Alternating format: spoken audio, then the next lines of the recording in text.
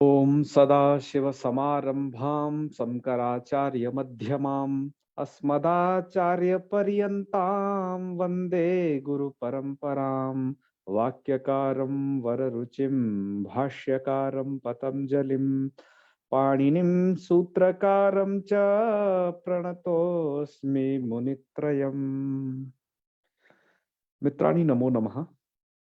आइए, आपका स्वागत है आज की इस वीडियो में, जिसके अंतर्गत आज हम पढ़ने वाले हैं स्त्री अधिकार के अंतर्गत आने वाले कृतन और क्विप प्रत्ययों के विधान को, जिसके अंतर्गत आज हम स्त्रियाम कितिन से लेकर के संपदादिभ्य क्विप इस वार्तिक तक, जो कि ये वार्तिक लघु सिद्धांत कौमुदी में इसी सूत्र के अंतर्गत दिए हुए हैं। तो आज हम स्त्रियाम कितिन इस एक सूत्र को और इन दो वार्तिकों को आज हम पढ़ेंगे।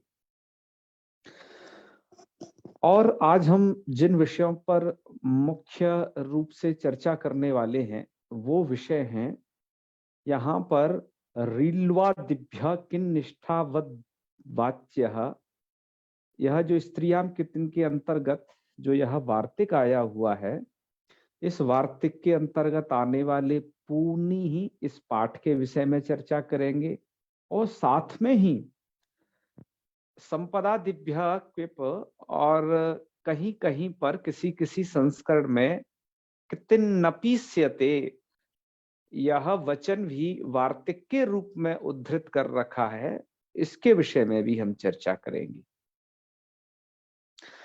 तो चलिए करते हैं आरंभ। मित्रों, अब आपने पिछले वीडियो में इस उत्तर कृतंत के अंतर्गत आने वाले कितना पुल्लिंगाधिकार वाले घय प्रत्यय को पढ़ा, अच को पढ़ा, अप को पढ़ा। इन प्रत्ययों को आपने पीछे पढ़ लिया है।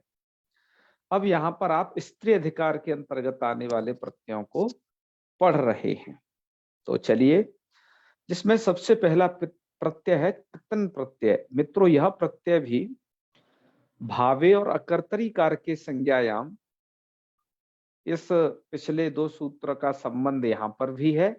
तो यह सूत्र भी आपका भाव में और कर्ता भिन्न कारक में है, इसका यहाँ पर विधान किया जाएगा, लेकिन कर्ता भिन्न कारक किसी की संज्ञा होनी चाहिए। ये विशेष दो शर्त हैं इसकी।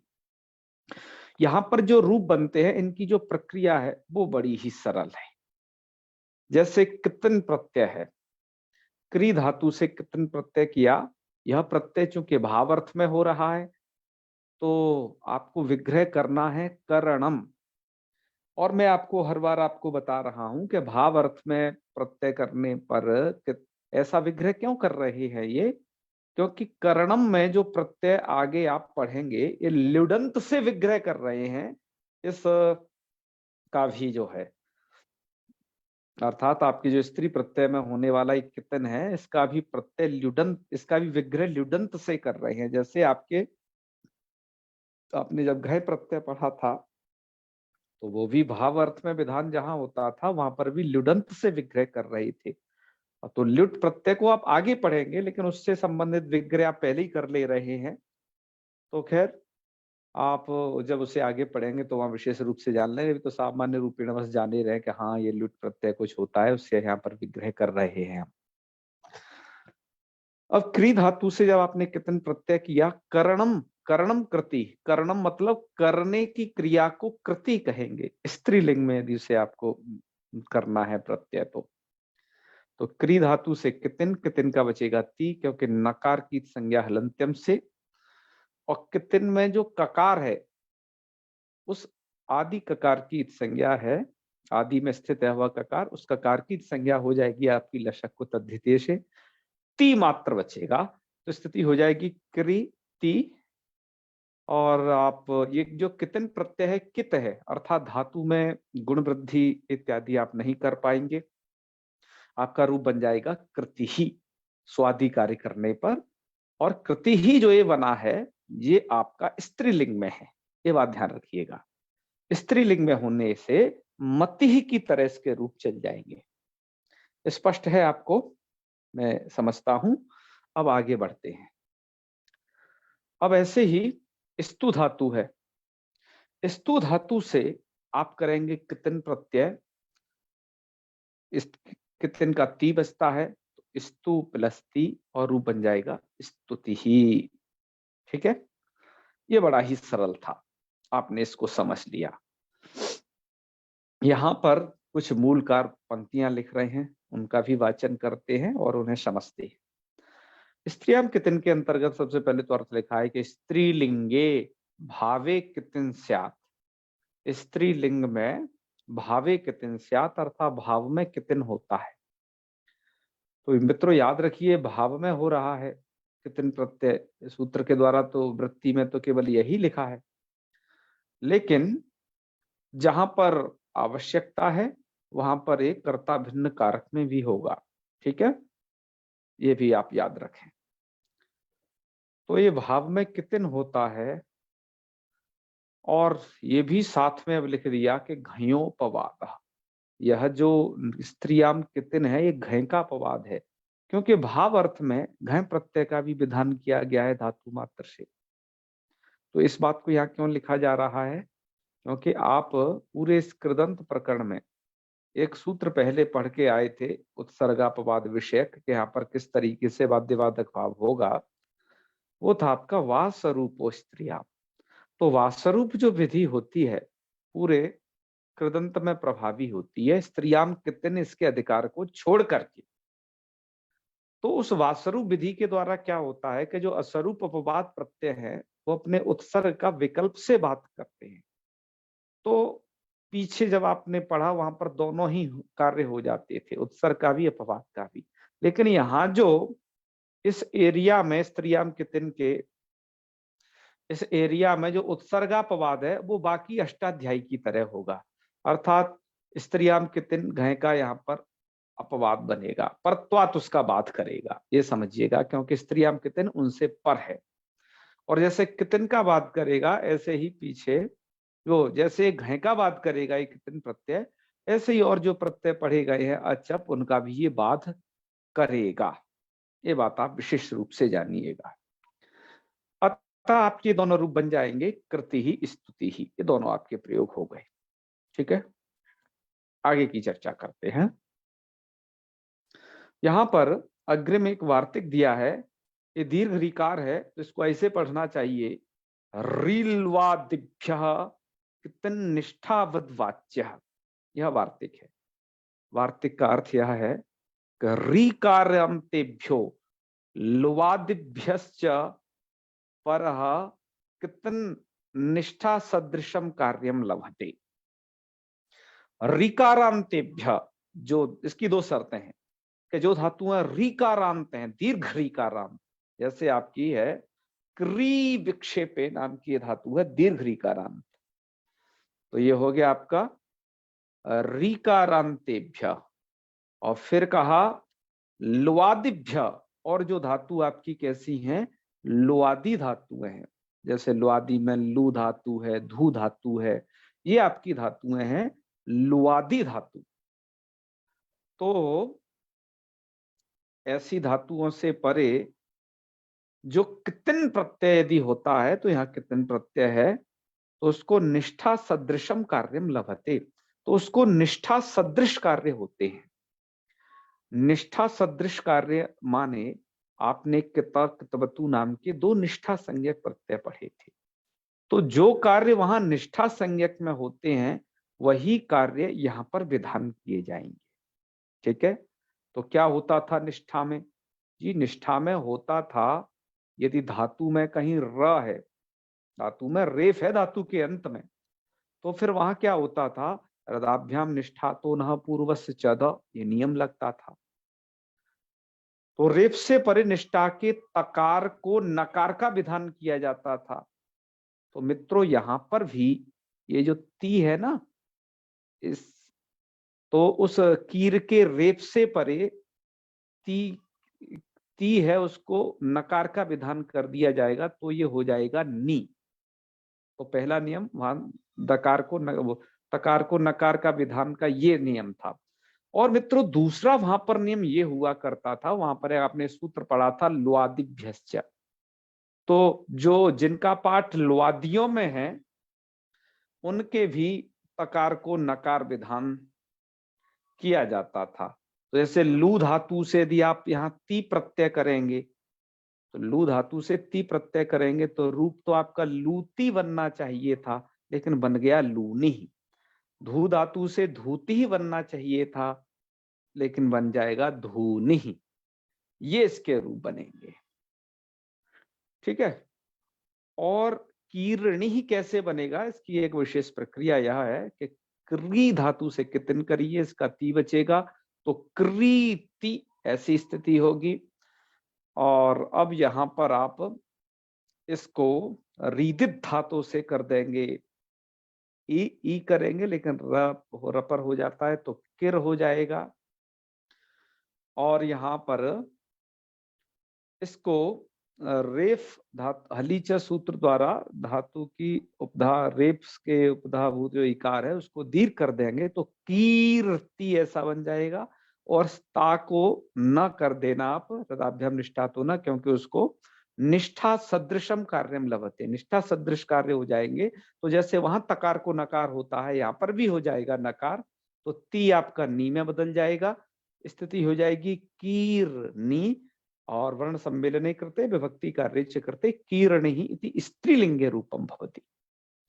ठीक है, ये आप समझे गए होंगे। और लूनी धुनी में तो कोई बात ही नहीं है, ठीक है। तो यहां तक की प्रक्रिया है मित्रों जो आपने समझ ली है। अब आइए बात करते हैं मित्रों पूनिहि।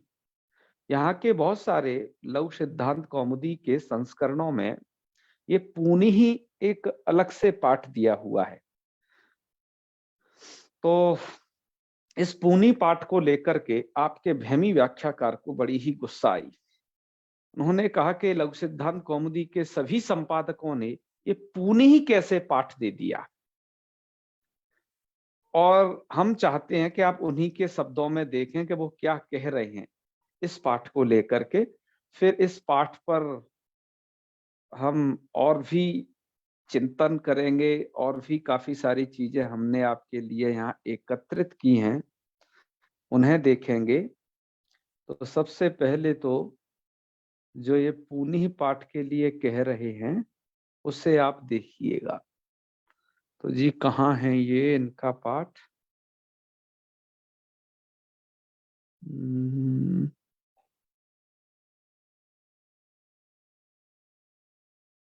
चलो ये हो गया यहाँ, ये ये यहाँ पर है। चलिए क्या कहते हैं ये मित्रों, ये कह रहे हैं आप भी से देखें, हमने बड़ा ही श्रम करके आज का ये लगभग शोध प्रबंध जैसा कुछ आपके लिए तैयार किया है। आप इसे सुने, बड़ा ही आनंद आएगा। यहाँ पर भैमी व्याख्याकार लिखते हैं कि लघु सिद्धांत कौमुदी के मुद्रित संस्करणों में अद्यत्वे, यहाँ अद्यत्व माने आजकल, यहाँ पर पूर्ण ही उदाहरण का भी उल्लेख मिलता है जो स्पष्टता प्रमाद है। क्योंकि पुण्य पवने जो कि धातु पवित्र करने अर्थ में आती है, ये क्रादिगण में वह पदी धातु है पढ़ी गई है जो लुआदियों के अंतर्गत नहीं आती है। वह पाणिनि धातु पाठ में लुआदियों से पूर्व पठित है। कुछ लोग उसके संग्रह के लिए, कुछ लोग ऐसा करना चाहते हैं कि नहीं लुआदी इसमें आ जाए, ये पू धातु भी लुआदी में आ जाए। तो इसलिए कुछ ऐसा भी प्रयास करते हैं कि लोवाह आदर इति लुआदी ऐसा पंचमी तत्पुरुष कर देंगे। तो जिससे क्या होगा, या फिर ऐसा और ऐसे कर देंगे लू आदव ये सामते लुआद है, ऐसे बहुब्री समास करके भी से ला सकते हैं। दो तरीके हैं। तो इससे क्या होगा कि लू के आदि वाला मतलब पहले वाला भी पकड़ लिया जाएगा। तो पुंग पवने धातु पहले निकल गई, ऐसे करके उसे लाते हैं। तो लाते हैं तो इसलिए अब ये कह रहे हैं तो फिर ऐसा हो जाएगा कि लुआदिश्च और लुआदयश्चेति लुआदय, दो तरीके का समास हो जाएगा। मतलब जब पंचमी तत्पुरुष करेंगे तो लु आदि वो लुवाह आदि रीति लुआदी, तब तो लू से आगे वाली धातुएं संग्रहित हो जाएंगी, और लू आदि इस, तब तो लुबह आदि, अच्छा पिछली संग्रहित हो जाएंगी, और लू आदि ये सामते लुआदय, ऐसे करके वो आगे वाली धातुएं लू धातु से आगे वाली संग्रहित हो जाएंगी, और दोनों लुआदय लुआदय का एक शेष करके लुआदय ऐसा बना लेना। तो ऐसी व्याख्या करके वो क्या चाहते हैं, ऐसा क्या कर रहे हैं ऐसे टीकाकार, कि वो पुण्य पवने का भी ग्रहण करने का प्रयत्न करते हैं इसमें। ठीक है, लेकिन भैमी व्याख्याकार आगे लिख रहे हैं कि परंतु यह सब निरर्गल प्रमाण शून्य कल्पना मात्र है, शिष्ट सम्मत मार्ग नहीं है। फिर आगे लिखते हैं, हमें साहित्य में पूनी शब्द का प्रयोग कहीं नहीं मिला। तो पूनी शब्द का इन्हें प्रयोग मिला नहीं, अतः लिख रहे हैं कि पूनी शब्द पूनी ही ये बनना नहीं चाहिए। अब मित्रों, अब यहाँ पर ये चिंतन करना है कि क्या पूनी प्रयोग बनता नहीं है। देखो मित्रों, बन तो जाएगा, ठीक है, और जो भैमी व्याख्याकार ने जो बात कही है वह भी सही है कि यहाँ के बहुत सारे, मैंने भी खुद संस्करण देखे, मेरी पास भी आज की डेट में 40 से अधिक तकरीबन लघु सिद्धांत कौमुदी के संस्करण हैं, और 10-20 संस्करण और मिला लो तो ये सिद्धांत कौमुदी और मध्य सिद्धांत कौमुदी के संस्करण होंगे। हमने भी कुछ पाठ देखे यहाँ पर, जैसे मैं कुछ पाठ आपको दिखाता हूँ। जे मैं जिस अपने इस लघु सिद्धांत कौमुदी पढ़ाने के दौरान जिस संस्करण की विशेष आपसे चर्चा करता हूँ, दक्षिण चेन्नई वाला जो संस्करण है, एक मिनट आप उसका भी पाठ देखें, और भी मैं आज आपको पाठ दिखाऊंगा। तो आप देखिए ये वाला पाठ, ये आपका चेन्नई संस्करण वाला पाठ है। यहाँ पर ये लिखते हैं, इसी स्थल को देखना, लघु सिद्धांत कौमुदी के इसको, यहाँ पर लिखते हैं ये पूनी, ध्यान दीजिए, धूनी के बाद इन्होंने शब्द पाठ दिया है पूनी, और पूनी का बाकायदा अर्थ भी लिख रहे हैं। ये तो नीचे देखिए, पूनी का अर्थ लिख रहे हैं यहाँ पर नंबर 2 पर टिप्पणी है, विनाश इत्यर्थ, है ना। और पतिव्रतायाम के लिए पूति ही ऐसा प्रयोग दे रहे हैं। तो ये तो वाकायदा पूर्ण ही माने विनाश, है ना, और पूति ही पतिव्रता के लिए पूति ही, ये तो कह रहे हैं इस प्रकार का साक्षात प्रयोग दे रहे हैं। तो फिर कहां तक कहना सही है भैमी व्याख्याकार का कि इसका प्रयोग नहीं मिला है। ठीक है, इस संदर्भ में एक हमने पुराना खेमराज श्री कृष्णदास जी का भी संस्करण देखा, तो वो क्या है वो भी आप देख लीजिए। वहां पर भी कुछ हमें इसी तरीके का मिला जैसा यहां पर मिला, और वो पाठ ये है आपके सामने। उसमें जो ज्वाला प्रसाद जी की टीका है, पेज नंबर 345 पर ये लिखा है, पू धातु से शुद्ध करना और ती प्रत्यय करके पूनी, और पूनी का अर्थ इन्होंने विनाश लिखा हुआ है। ठीक है, और इनके जो टीकाकार हैं मित्रों, वो भी इसी बात को लिखे हैं।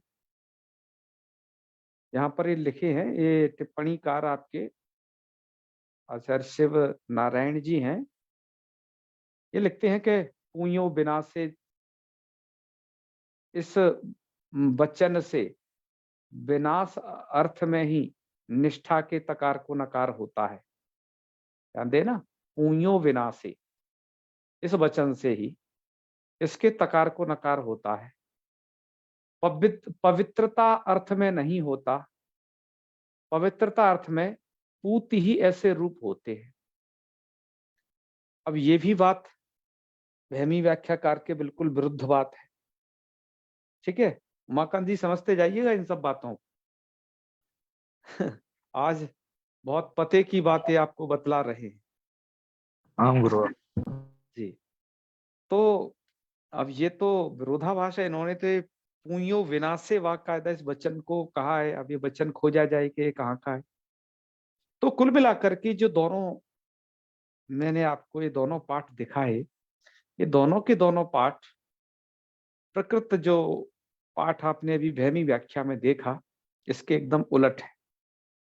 जहां पर भैमी व्याख्याकार कह रहे हैं कि हमें प्रयोग नहीं मिला इसका कहीं, इन्होंने तो बाकायदा प्रयोग भी बताया है कि पूनी ही कब बनता है और पूती ही कब बनता है। तो ऐसे स्थल में भैया क्या माना जाए? ठीक है।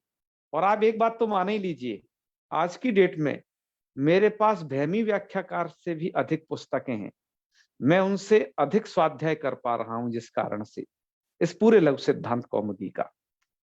ठीक है।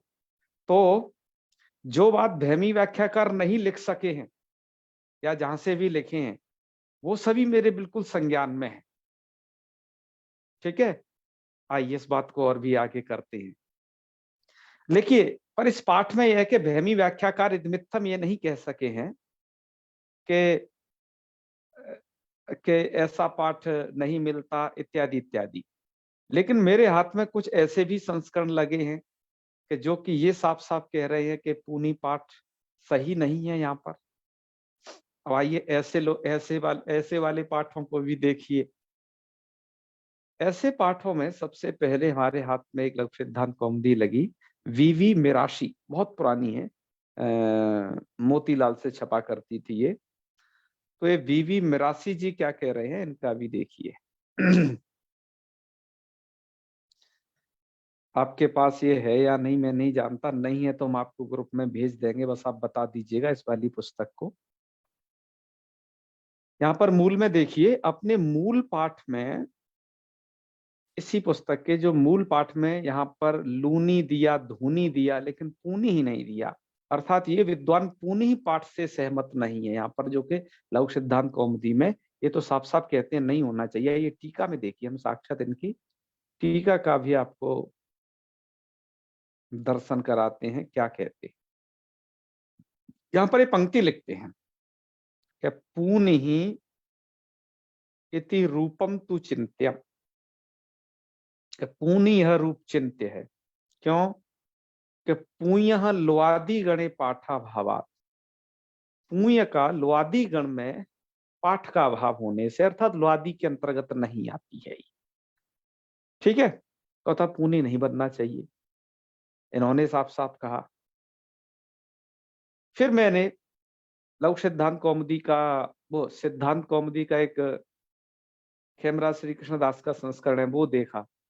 कुछ संस्करण तो मित्रों मैं आपको नाम लेकर के कह दे रहा हूं, सबको दिखाना यहाँ संभव नहीं है, मुख्य उन्हें आपको दिखा रहा हूं, बाकी मैं उन्हें बता देता हूं उनके विषय में।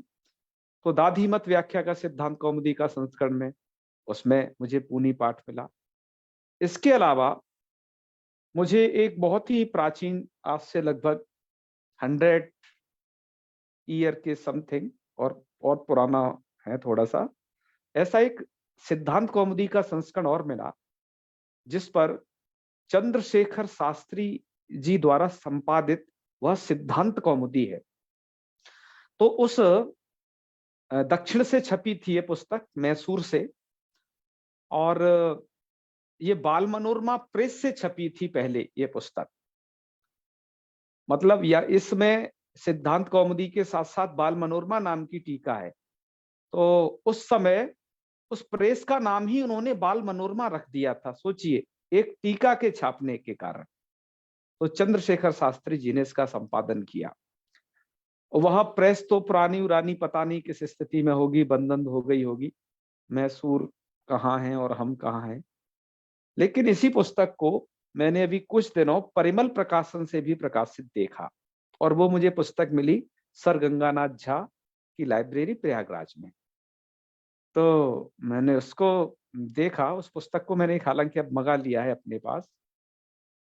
वहां पर जो सिद्धांत कौमुदी है, वहां के सिद्धांत कौमुदी में देखिए, और जगह सिद्धांत कौमुदी में तो पुनी पाठ हमको मिला, लेकिन वहां का जो ये सिद्धांत कौमुदी का पाठ है मित्रों,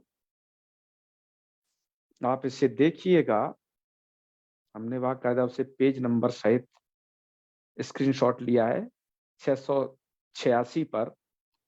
वहां पर ये देखिए, हमें ये पूनी पाठ नहीं मिला। ठीक है। तो वहां पर तो इन्होंने धूनी ही पाठ दे दिया, और ये लूनी तो नहीं दिया, है ना। वो लूनी धूनी एक यूनी ही पाठ और अधिक है, तो ये था, ठीक है। लेकिन पूनी पाठ नहीं है उसमें, यूनी ही नाम का एक पाठ है। और लूनी ही पाठ पर तो ये टीकाकार आपके बाल मनोरमाकार हैं, इन्होंने लूनी पाठ के लिए लूनी इत्यादि से उनकी तरफ इंगित किया है कि वो धातु कौन है। तो यहाँ पर ये मिला, ठीक है। तो यहाँ पर एक इन्होंने ये यूनी ही पाठ दे दिया है मित्रों, लेकिन इन्होंने इसमें पूनी ही पाठ नहीं है, ठीक है। और ना ही इसके विषय में कोई आगे इन्होंने नीचे टीका में भी चर्चा की है। तो इन सब पाठों से क्या प्रयोजन मित्रों, मैं आपको क्यों दिखा रहा हूं। बात वही है कि पूनी का पाठ माना जाए या ना माना जाए। मैंने दोनों प्रकार की परंपरा के ग्रंथ आपको यहाँ पर दिखा दिए। अतः हमने तो यहाँ पर जो पूनी ही को दिया है, एक बार सुधा व्याख्या को भी देख लीजिए, जिसको हम बराबर लेकर के चल रहे हैं, ठीक है। सुधा व्याख्या में हमें जो ये पाठ है पूनी, कहाँ हो भैया, यहीं हो क्या, एक बार देख लेते हैं। तो कीर्णि ही पाठ है, यहाँ स्तुति है, ठीक है। मन्ने अग्र पेज में होगा ये, आगे चलते हैं, मैंने उसका स्क्रीनशॉट लिया है, तो यहाँ हो सकता है ये बिल्कुल। तो ये लिखते हैं इसके विषय में कि लूनि ही लुय धातो हो और धूनि ही पूनी इत्यत्रापि बोध्यम, ये पूनी पाठ को मानते हैं, ठीक है। तो मैंने कुछ संस्करणों में वो पाठ देखा है, कुछ में नहीं देखा, कुछ ने अर्थ बताया। तो अब आप किस निर्णय पे पहुंचते हैं कि होना चाहिए या नहीं होना चाहिए। क्यों जी, आज की फिर वही बात अब रही। तो हम तो इस निर्णय पे पहुंचते हैं कि यदि प्रयोग है, और प्रयोग पक्ष को तो बताया उन व्याख्याकार ने जिनकी मैंने अभी आपको टिप्पण में दिखाया था, ज्वाला प्रसाद मिश्र जी का जो खेमराज श्री कृष्णदास का जो संस्करण छपा है पुराना वाला, तो उन्होंने तो बताया है पूनी और पूती के बीच में भेद, और वो दाक्षिणात्य पाठ में भी पूनी और पूती के बीच में भेद दिखाया है। तो यदि यह पाठ मिल रहा है तो हमें मान लेना है कि पूनी पाठ है, मतलब कि लुआदी के अंतर्गत नहीं आता, इस बात में कोई दो राय नहीं है, लुआदी के अंतर्गत नहीं। लेकिन वो कैसे आ सकता है उसका भी आपने तरीका जान लिया कि बहुब्रीहि समास कर, वो यहाँ पर तत्पुरुष समास करके लूनी पाठ को उसके अंतर्गत, हम वो पूनी पाठ को उसके अंतर्गत मान सकते हैं, अन्यथा तो नहीं। तो ये सब विचार हैं यहाँ पर।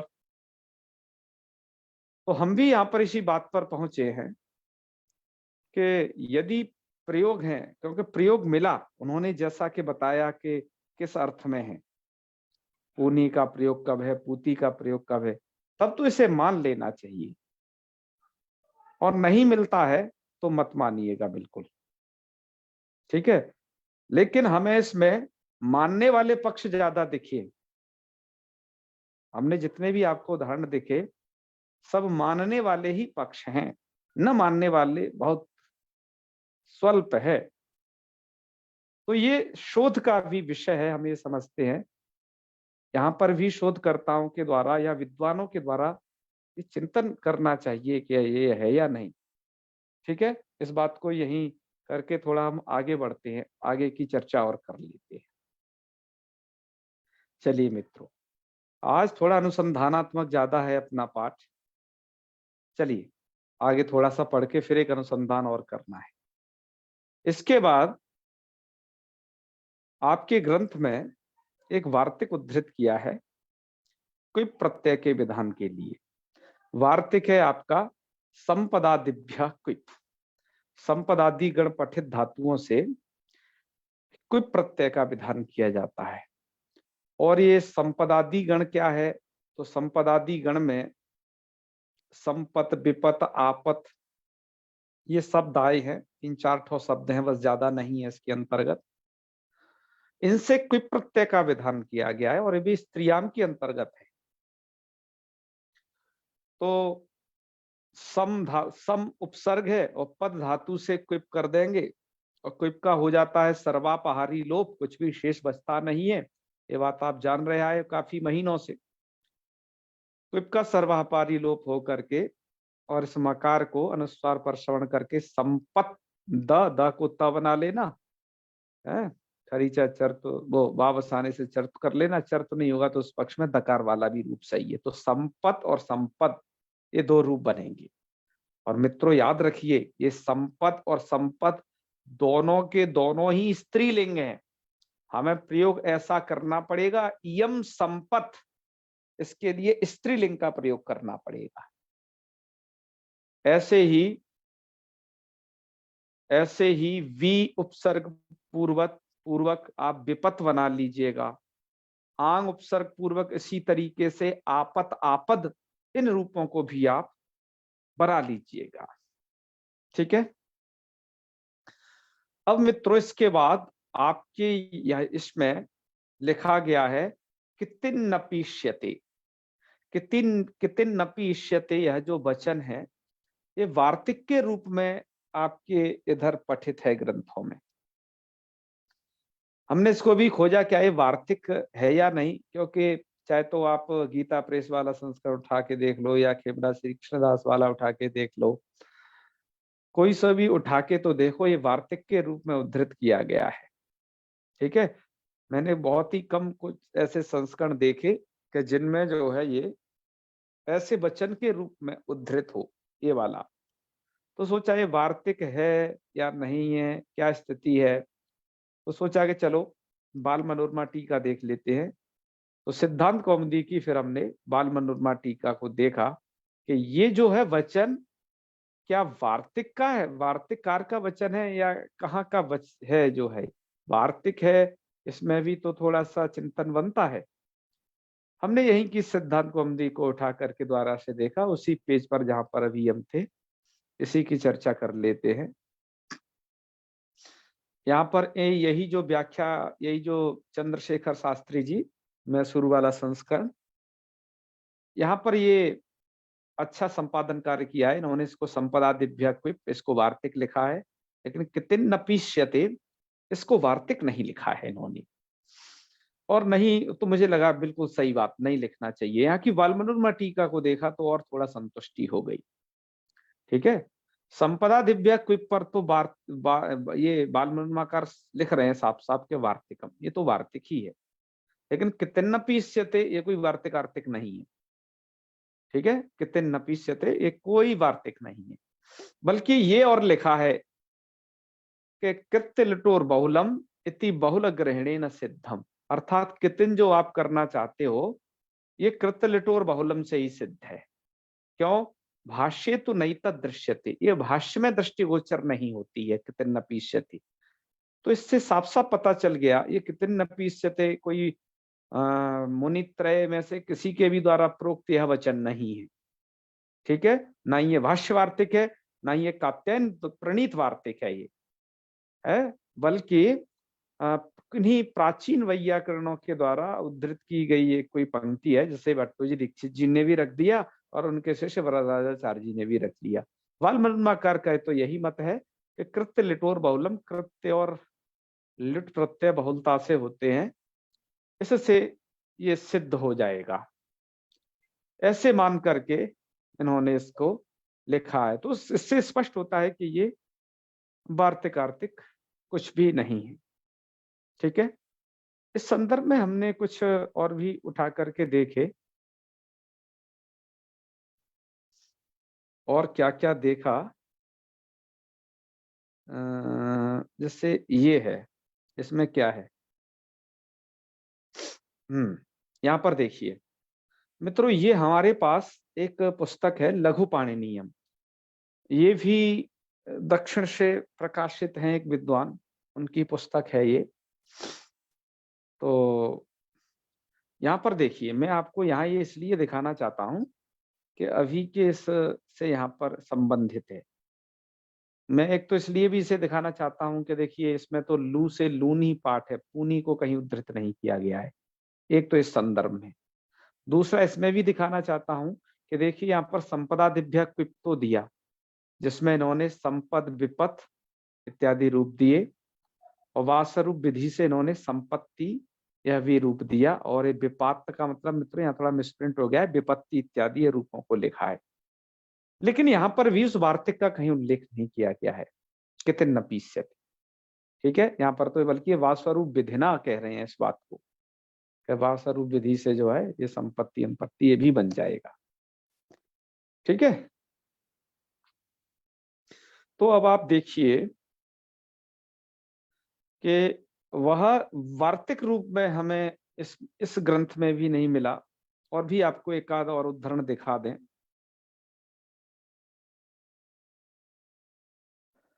इन्होंने क्या कहा है इसके रूप में, ये बीवी मिरासी वाली पुस्तक है। इन्होंने तो संपदा दिव्या के इसको लिखा है, कितिन नपीस्यते इसको लिखा है। हाँ, इसमें तो एक बड़ी ही और भी थोड़ा असंगत बात और हमें मिली इस वाली पुस्तक में। ठीक है, इसमें तो ये और लिखा है इन्होंने कि कितिन नपीस्यते, इधर वार्तिक जैसा उद्धृत कर रखा है, और नीचे तो इस बात को भी ये लिख रहे हैं कि यहाँ से देखिएगा कि संपत्ति इत्यादि रूपाणी कथम, ये सब रूप कैसे बनेंगे। तो इन्होंने कहा कितिन नपीस्यते, के इनसे कितिन भी हो जाएगा। और इनकी तो बात बारमनवाकार से बिल्कुल विरुद्ध है। ये तो लिख रहे हैं कि इष्टिरियम भाष्यकारस्य, ये तो भाष्यकार की इष्टि है। ठीक है, तो भाष्यकार की इष्टि लिखा, जबकि भाष्य में देखी ही नहीं गई है। तो ये बड़ा विरोधाभास है इन सब चीजों का, क्या कहें। इन सब चीजों पर, इन सब चीजों को परिष्कृत करने की जरूरत है।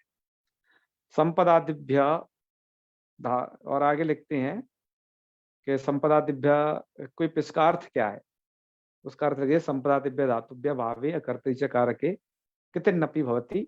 अच्छा, इस कितिन नपीस्यते का अर्थ लिख दिया इन्होंने इस तरीके से। ठीक है, तो तेन संपत्ति विपत्ति, ये भी शब्द सिद्ध हो जाते हैं।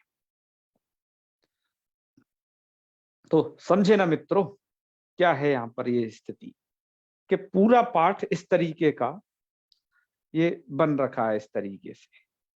हाँ पुरुषोत्तम जी, क्या कहना चाहते हैं, बताएं आप भी। जी नमो नमः महादेव। एक जगह भैया कृत्यल्यूटो बहुलम लगाए। हाँ हाँ हाँ, जिन्होंने नहीं माना है कितने नपीस्यते को। जी जी और एक जी। जगह वासरूपो स्त्रियां, और ये उसे नहीं मान रहे हैं, अरे उसको नहीं मान रहे, ये उसको नहीं मान रहे हैं। समझ नहीं आ रहा विषय।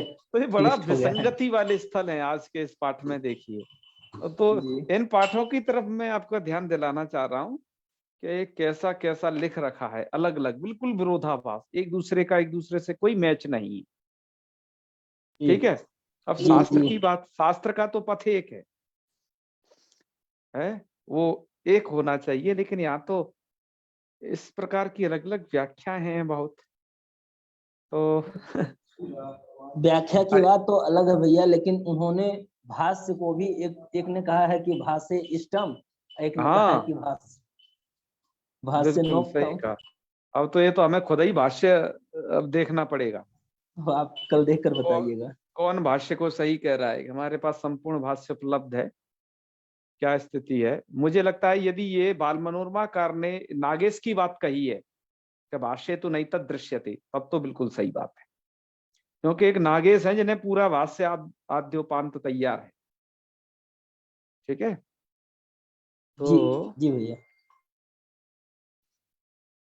आइए अब थोड़ा सा कुछ एक आधे प्रयोग है, इनकी सिद्धि को देख लिया जाए कैसे कैसे।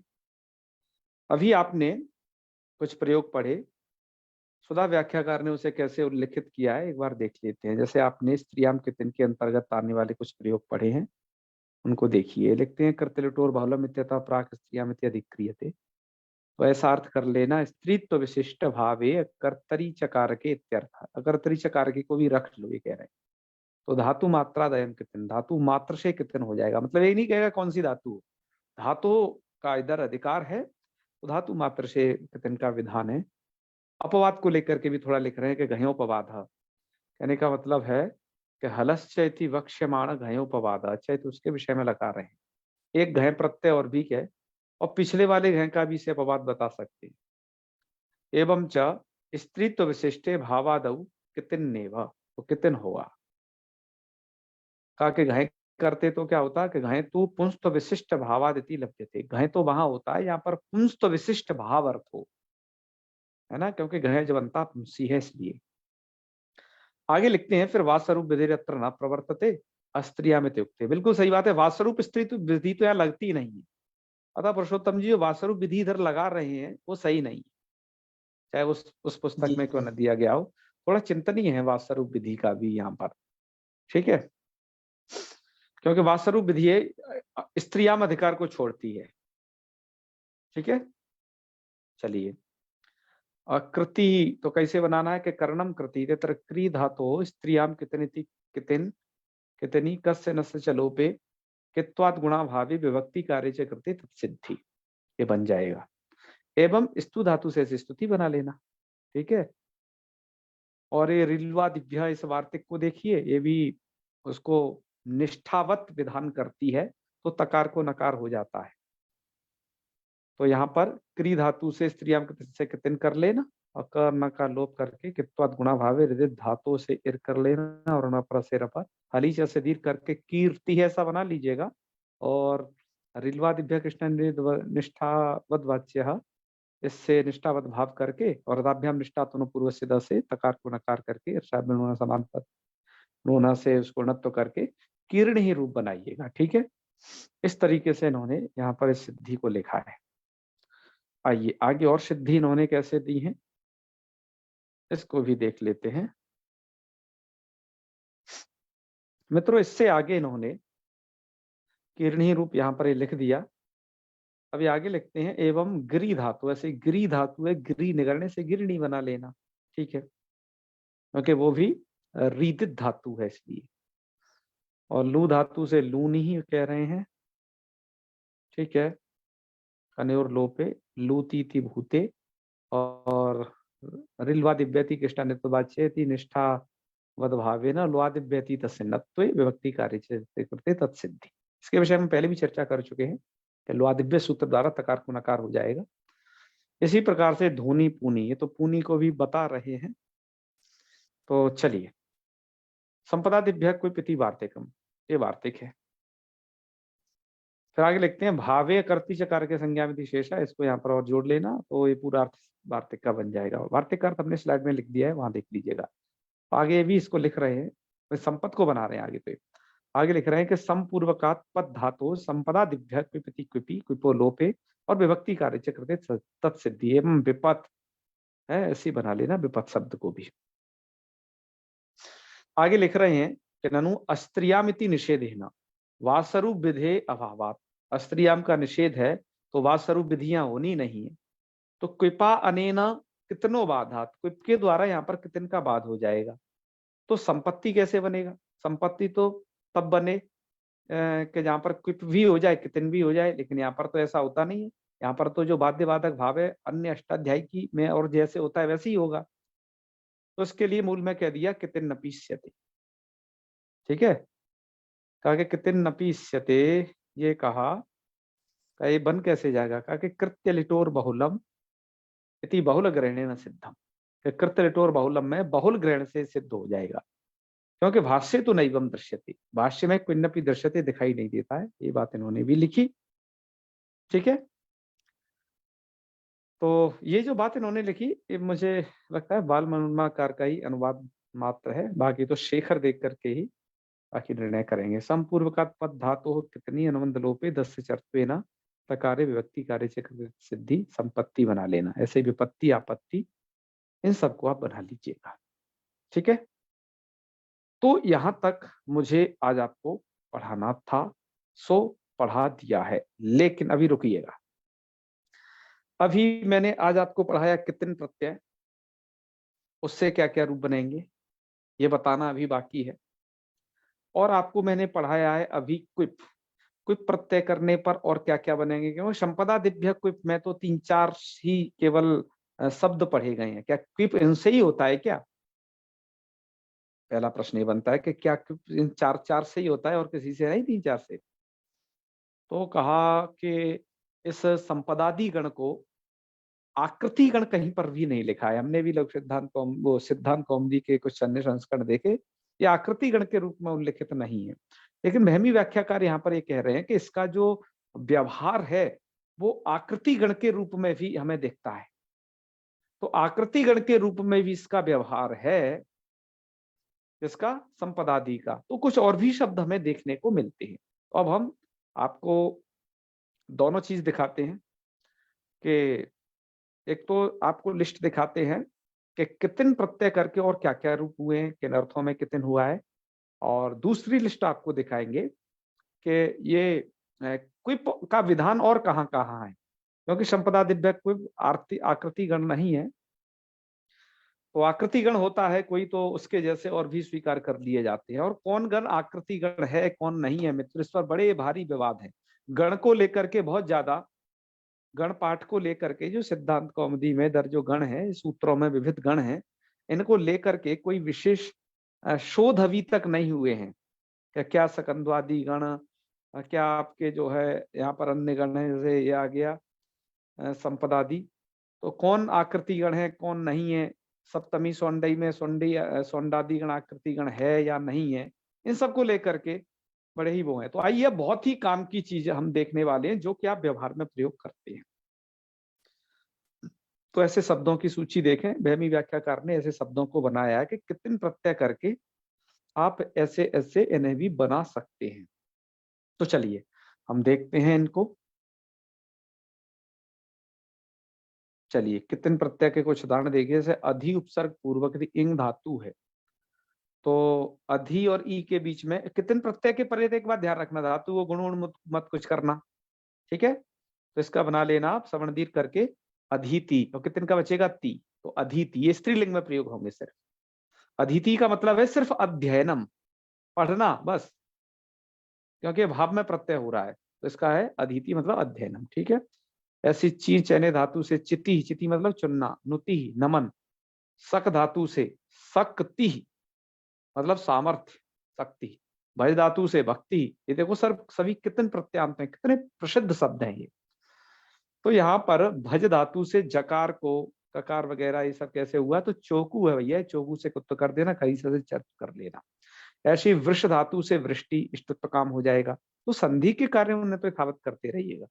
शुद्ध धातु से ती करोगे तो शुद्धि, यहाँ कौन सूत्र लग जाएगा, यहाँ जशस तत्व धोधा लग जाएगा। तो इन सब नियमों को आप याद रखेंगे तो कितने प्रत्यांत आप बना लोगे, समझ जाओगे कि ये शब्द कितने प्रत्यांत हैं। और मित्रों यही आपको बहुत ज्यादा प्रयोग होते हैं, तो इनको जानना बहुत आवश्यक है। इसके बाद है वृद्ध धातु से वृद्धि, यहाँ पर भी जस तत्व धोधा लग जाएगा। सिद्ध से सिद्धि, वही जसस तत्व धोधा लगा लेना। और दृश्य धातु से दृष्टि ही, यहाँ पर दृश्य भृश्य द्वारा इसे जो ये वाला शकार है तालव्य वाला, इसको मूर्धन कर लेना। तो दृश्य दृष्टि, दृष्टि का मतलब है दर्शनम, देखना। ठीक है, क्योंकि भाव में प्रत्यय हो रहा है। इसके बाद वीपसर पूर्वक यति ऋण सदर्शन धातु है तो विनष्टि। वाह, बड़े अच्छे अच्छे शब्द बनाए। स्था धातु है, तो स्था धातु से क्या बना रहे हैं, स्थिति। यहाँ पर क्या हुआ, एक सूत्र है जो आपने पढ़ा है, द्यति स्यति माँ स्थाम, और आगे लिखे हैं इति किति। इस सूत्र से आकार को इकार हो जाता है, तो स्था धातु के आ को इकार हो गया तो स्थिति बन गया। वाह, ये बढ़िया है, इस सूत्र ने तो बहुत काम बना दिया। ठीक है, तो द्यति स्यति माँ से मिति बन जाएगा, फिर तो स्था से स्थिति। ठीक है, बढ़िया है, अच्छे प्रयोग बन रहे हैं इससे।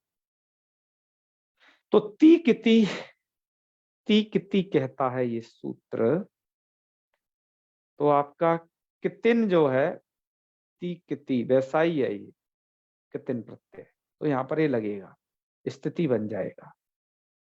और इसमें आपकी और कौन धातु आई है, जति स्यति माँ धातु आई है, तो माँ धातु है तो यहाँ पर भी यह इकार आदेश हो जाएगा। तो माँ धातु से अनुपसर्ग पूर्वक है ये अनुमा, और इससे कर लेना आप इस इत्व को, तो अनुमिति ही बन जाएगा।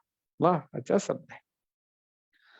और उप और माँ धातु से उपमिति बन जाएगा, तो अनुमान द्वारा जानना अनुमिति और उपमिति ही, ये सभी शब्द बन जाते हैं। चलिए, ऐसे ही गम धातु से गति ही बन जाएगा। यहाँ पर ये अनुदात्तोपदेश वनोत्तनोत्यादि नाम अनुनासिक झले लोपो किंगति, इससे क्या हो जाता है, इन रूपों को विशेष रूप से देखिएगा। यहाँ पर जैसे गम से गति, हन से हति ही, नम से नति ही, प्र लगा दो तो प्रणति ही, और रम धातु से रति ही, ठीक है, रति ही रमण को ही कहेंगे, ये सब भाव में प्रत्यय है। मन धातु से मति ही, मति माने मानना, यम धातु से यति ही, तन धातु से तति ही, तनु विस्तारे, नकार का लोप हो जाएगा, तति, तति माने विस्तार। वाह, क्या शब्द बनाए हैं। चलिए आगे चलते हैं। वच धातु है, इससे कितने प्रत्यय करेंगे, तो उक्ति ही बन जाएगा। क्यों भैया, ये भी तो नियम आप लगाना, जो ती किति वाले नियम है जो आपने तिगंत में पहले पढ़े हैं, तकार आदि कित में होते हैं, वो भी आप लगाने, संधि कार्य करनी है। तो वची सभी यदि नामकति लगा देना, संप्रसारण कर देना, तो उक्ति ही बन जाएगा। वच से उक्ति, संप्रसारण कार्य। और चोहकू से इस चकार को कुत्त भी कर देना, ठीक है, ये दो काम करने पड़ेंगे तभी उक्ति बनेगा। और स्वप धातु से सुप्ति, स्वप संप्रसारण हो गया तो सुप्ति, वप धातु से संप्रसारण होकर के उक्ति, ठीक है, बढ़िया, बहुत अच्छी। यज धातु से इष्टि, यहाँ पर भी संप्रसारण होगा। वची स्वपी आदि नाम के तीके इन्होंने उदाहरण सभी प्रस्तुत कर दी। और जकार को एक कार्य और होगा, ये जकार है ना, तो वृक्ष शत्व और हो जाएगा, तब ये यष्टि बनेगा, वो इष्टि बनेगा यज धातु से। अब ऐसे ही प्रउपसर्ग पूर्वक आप धातु से आप कितने करेंगे, तो प्राप्ति, ठीक है, तो सरल है। दीप धातु से दीप्ति, ध्वंस धातु से ध्वस्ति, ध्वस्ति, ठीक है। उपधा नकार का भी लोप हो जाता है अन्यथा मलुब्धाय किंगति से, कहां पर, ध्वंस धातु में, तो ध्वस्ति इसीलिए बना है। चलिए, लव धातु से ती प्रत्यय कर दोगे तो लब्धि बनेगा, ऐसे ही उप लगा दिया तो उपलब्धि बनेगा। यहाँ का काम हो गया भाई। तो कह रहे हैं जसस तत्व धोधा से धत्तो हो गया, मतलब ती को धी हो गया, ठीक है, जो प्रत्यय का ती है यहाँ पर, कितन का ती, उसको धोएगा धी, तो ल भ और भकार को हो जाएगा जस, तो बकार, तो बन जाएगा आपका ये उपलब्धि। ध्यान देना, संधि के कार्य हैं मुख्य रूप से। और भी धातु से भीति ही, और ये सब स्त्रीलिंग होते हैं, ध्यान रखना, सब स्त्रीलिंग है, सब सब। उपलब्धि भी। मुच धातु से मुक्ति, प्रतिपूर्वक धातु से प्रतीति, वाह। उछलने की एक धातु है प्लु, इसका प्लुति, कूदना। प्रोपसर पूर्वक स्त्री धातु से प्रसृति, फैलाना। गुप्त धातु से गुप्ति, रक्षा। पारक्षणे से पीति, पीति पीने को कहेंगे, ठीक है, पीने क्रिया को। तो पा धातु से पीति कैसे बन जाएगा, जब पीति ऐसे बन जाएगा कि घूम आस्था गापा जाति साम हली से आकार धातु को ईत हो जाएगा, क्योंकि गा पा धातु इसमें आई है, तो पा धातु इसमें आया है, जिसके कारण हो जाएगा ईत, तो पीति बन जाएगा। और पीति का चतुर्थी क्या बनेगा, पीतय। उन्होंने एक उदाहरण भी लिख दिया, आपो भवन्तु पीतय, ठीक है। तो ये आपको पढ़ने में बड़ा अच्छा लग रहा होगा, क्योंकि आपके काम के तो प्रयोग यही है जो दिए हैं। अब आइए अग्रिम स्क्रीनशॉट में भी कुछ अन्य प्रयोगों को और समझते हैं। तो एक तो आपका यह हो गया, अब आइए दूसरे पर। आगे लिखते हैं कि कितन प्रत्यय भाव के अतिरिक्त कर्तृभिन्न कारकों के विषय में भी यथासंभव हो जाता है। जैसे एक तो श्रवणम को आपने श्रुति कहा था, सुनने को श्रुति, और श्रूयते धर्मो अनया, जिसके द्वारा धर्म को सुना जाए, तो ये वेद को भी श्रुति कहेंगे। ठीक है। और मनुस्मृति में लिखा भी है कि श्रुतिस्तु वेद विज्ञेय धर्म शास्त्रम तो वही स्मृति ही। तो ये भी भैया ऐसे ही बन जाएंगे, श्रुति ही स्मृति ही। तो इसके दोनों अर्थ भी लिख रहे हैं। श्रुति का मतलब श्रवणम भी हो सकता है, और या फिर सुनने का साधन है, श्रवणेन्द्रिय, कर्णेन्द्रिय को भी हम श्रुति ही कह सकते हैं। अच्छी बात है। श्रुतिर वेद, वेद ये भी अर्थ हो जाएगा इसका, ऊपर वाला जो अर्थ दिया है वो भी। तो यहाँ कर्ण में कितने प्रत्यय हो गया है, चलो अच्छी बात है। ऐसे ही स्तुयते अनया, जिसके द्वारा स्तुति की जाए, तो स्तोत्र को भी स्तुति कह देते हैं। ठीक है, स्तुति क्रिया के अलावा। ऐसे ही इज्जते अनया इति इष्टि ही, तो यहाँ पर यह जो धातु है आपको बताइए शत्व और इष्टत्व होकर के इज्जते अनया इष्टि, ये वाली बात कही है। तो जिसके द्वारा अविष्ट बात कही जाती है, व्याकरण आदि में प्रसिद्ध इष्टियां हैं। ठीक है। ऐसे ही गीयते थी गीति, तो गीयते यह जो प्रयोग किया है कर्म अर्थ में कितने प्रत्यय किया है, क्योंकि कर्ता भिन्न अन्य कारकों में भी हो जाता है, तो उन्हीं में अभी चल रहा है। भाव वाले में, भाव में जो हुआ था वो आपने पढ़ा पहले। ऐसे ही तन्यते इति तति, यहाँ पर तन्यते पंक्ति को कहते हैं तति। तो यहाँ पर कर्म में कितने प्रत्यय हुआ है। ठीक है। क्रियते इति कृति, कृति कहते हैं रचना को, और दृश्यते अनया इति दृष्टि, तो नेत्रम को कहेंगे यहाँ पर। सृज्यते इति सृष्टि, एक कर्म में कितने प्रत्यय है, वहां पर अनया कहने से वो कर्ण में था। तो समझ गए ना। तो ये ऐसे भी बनेंगे, देख लेना इनको यथार्थ शास्त्र। और जितने भी कितनंत प्रयोग हैं ये सब के सब स्त्रीलिंग में होते हैं। ठीक है। और आपको अंत में एक जो हमने अभी शब्द पढ़े थे क्विप प्रत्यांत, तो उनको भी अंत में देख लेते हैं, फिर आज का पाठ होगा समाप्त। कितिन में भी आप देखिए, कितिन्नपि इष्यते, ये वाली बात कही थी। ठीक है। कितिन्नपि इष्यते, यह इस प्रकरण में वासरूप विधि नहीं है, अतः ये क्विप प्रत्यय उत्सर्ग कितन का अपवाद ही ठहरता है। कह रहे परंतु लोक में इन शब्दों के कितनंत भी प्रयोग शिष्ट सम्मत है, अतः वरदाचार्य जी कहते हैं कि यहाँ पर कितन भी होता है। ठीक है। आइए आगे के कुछ प्रयोगों को देख लेते हैं कैसे दिए है। इसके उदाहरण ये है, यदि क्विप प्रत्यय करोगे तो युद्ध धातु है, तो युद्ध धातु से आप करते हैं क्विप प्रत्यय, तो रूप ऐसे बनेंगे, युद्धते संप्रहरन्ते अस्याम इति युद्ध। आपका रूप क्या बनेगा, युद्ध। यहाँ पर अधिकरण में क्विप हो गया। इसका अर्थ है, युद्ध का मतलब है युद्ध, युद्ध का अर्थ क्या है, युद्ध।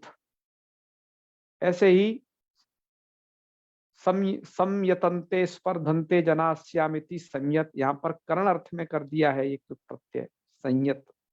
संयत कहते हैं युद्ध को। ये भी कहते हैं प्रतिरूपम श्रूयते प्रतिश्रुत, प्रतिश्रुत कहते हैं प्रतिध्वनि को। ठीक है।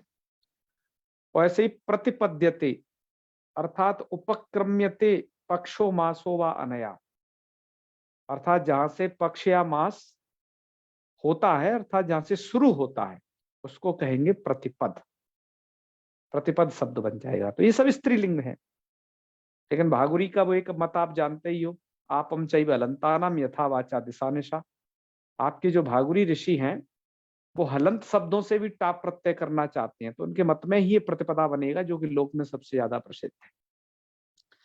ऐसे ही संसद का देखिए, सम उपसर्ग पूर्वक सदरी धातु से कोई प्रत्यय कर देना, तो ये बन जाएगा आपका संसद। इसका अर्थ होता है, यहाँ पर भी अधिकरण में कुछ समझना कि संभूय अर्थात मिलकर के सीदंती अस्याम, इसमें सीदंती अर्थात खूब जो है दुख को विसरण को प्राप्त होते हैं लोग, इसलिए उसको संसद बोला जाता है। ऐसा है क्या? आजकल की संसद के अनुसार तो ऐसा भी अर्थ ठीक है। वैसे संसद सभा को कहा जाता था पहले, ठीक है। ऐसे ही परिषद, परिषद भी सभा को कहते हैं। परिउपसर्ग पूर्वक सदरी धातु के परिता सीदंती अस्याम, चारों तरफ से इसमें शीदंती दुखी भवंती ऐसा अर्थ ले क्या? ऐसा भी संभव है और अन्य भी अर्थ संभव है, तो वो परिषद बनेगा। तो इस तरीके के इसमें है रूप। समुपसर्ग पर विद धातु से संबित कर लेना, संबित कहते हैं बुद्धि को, ठीक है। तो ये सभी शब्द बन जाएंगे। रुष धातु से रोषणमिति रुट, तो यहाँ पर भाव में प्रत्यय है, ये कोई प्रत्यय कर लिया तो रुट, रुट माने रोषण मतलब क्रोध। और ये शब्द देखिए 9वें नंबर पर जो उन्होंने लिखा है रुज, रुज माने, रुज का मतलब रुज्यते अनया, रुज धातु से कोई प्रत्यय कर दिया, कर्ण में प्रत्यय है,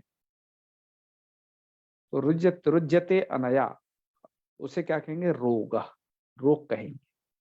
तो रुज शब्द लेकिन स्त्रीलिंग है, रोजा। आपने कारक में प्रयोग पढ़ते होंगे, चोरस्य रोगस्य रुजा, ऐसा एक प्रयोग पढ़ते हैं। तो वो यही है, यहाँ का रुज से रुजा बना देना। और सुच धातु से सोचनम सुख और सुचा बन जाएगा भागुरी मत में। और क्रुध धातु से क्रोधनम क्रुत, भागुरी मत में क्रोधावी बनेगा। तो मित्रों ये सब प्रयोग थे आपके। रुच दीप्त धातु से रोचनम रुक, भाव में कुछ प्रत्यय करके रुचा भी बन जाएगा। तो ये सभी शब्द मिलते हैं, नहीं तो ये संपदादि गण में इतने शब्द है थोड़ी ना, संपदादि गण इतना बड़ा है ही नहीं, लेकिन कुछ शब्द मिलते हैं। तब एमी व्याख्याकार कह रहे हैं कि इसको आकृति गण मानना भी उचित प्रतीत होता है। तो ठीक है, देखा जाएगा कि ये क्या है। हमारे पास वर्धमान जी का एक है गण संबंधित गणरत्न महोदधि, उसमें भी इसको देख लेंगे। तो चलिए मित्रों, आज करते हैं यहीं समापन, फिर कल मिलेंगे अगले नए पाठ के साथ।